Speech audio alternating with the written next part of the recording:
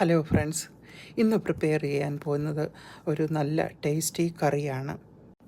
ആ കറിക്ക് ഉപയോഗിക്കുന്നത് മാംഗോ ആൻഡ് ജാക്ക് ഫ്രൂട്ട് സീഡാണ്. ചക്കക്കുരു മാങ്ങാക്കറി എന്നൊക്കെ പറയും. ഈ ചക്കക്കുരുവും മാങ്ങയും ക്ലീൻ ചെയ്ത് പ്രഷർ കുക്കറിലാണ് കറി വയ്ക്കുന്നത്. നുറുക്കിയ ചക്കക്കുരു 1.5 കപ്പുണ്ട്. ഇത് ഒരു മാങ്ങ നുറുക്കിയത്.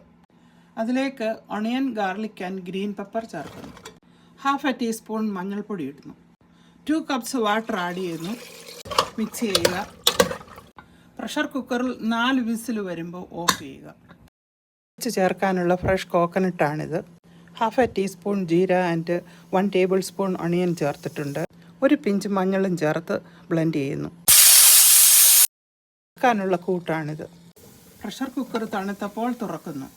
ചെറുതായിട്ടുടച്ച് അരപ്പ് ചേർക്കുന്നു. സോൾട്ട് ഇട്ട് ചൂടാക്കി കടുക് വറക്കുന്നു.